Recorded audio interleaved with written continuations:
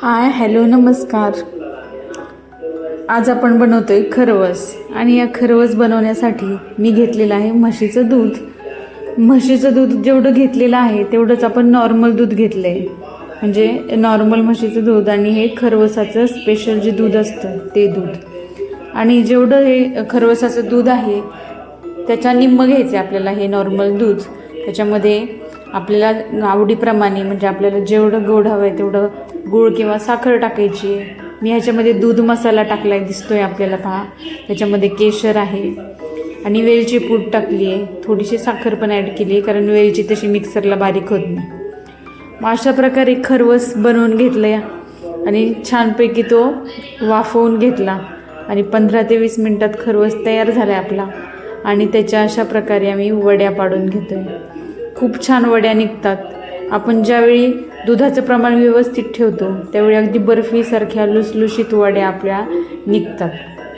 आता आपण कोणत्याही भांड्यात खरवस बनवू शकतो. मी आपला साध्या पातेल्यात बनवलं आहे, त्यासाठी स्टीमरच पाहिजे असं काही गरजेचं नाही आहे. आपण एखाद्या मोठ्या भांड्यात कढईत पाणी घेतलं किंवा पातेल्यात घेतलं, तुम्ही पाहिलं असेल मी तर एक मोठं पातेलं घेतलं, त्याच्यामध्ये थोडंसं पाणी टाकलं, 1-1.5 ग्लास पिण्याचं पाणी, आणि मग त्याच्यावरती आपलं पातेलं ठेवायचं जे स्टँड असतं ते स्टँड ठेवलं आणि त्याच्यावरती हे पातेलं ठेवलं होतं. आणि अशा प्रकारे मध्ये मध्ये फक्त मी चेक करत होते खरवस बनलं की नाही. आणि तुम्ही पाहू शकता किती सुंदर या अगदी बर्फीसारख्या लुसलुशीत दिसणाऱ्या, किती सॉफ्ट दिसते पहा, ह्या वड्या इतक्या सुंदर बनल्यात आणि चिंटूला खूप आवडल्यात. चिंटूला खूप जास्त आवडतो खरवस, मलाही खूप जास्त आवडतो. मी जेव्हा पुण्यात जाते तेव्हा खरवसाचे गाडे आपल्याला दिसतात पहा. तुम्ही जर पुण्यात आलेला असाल किंवा जर तुम्ही पुण्यातले असाल तर तुम्हाला माहिती आहे खरवस गाड्यांवर खूप भेटतो छान. मी तिथं नेहमी खाते किंवा अमृततुल्यमध्ये पण खूप छान भेटतो, तिथेही खाते. आणि चिंटूसाठी स्पेशली हा खरवस मी बनवला आहे, त्याला खूप आवडतो खरवस. अगदी मलईसारखा दिसतोय पहा, इतका सॉफ्ट आहे आणि किती छान वड्या पडल्यात त्याच्या पहा.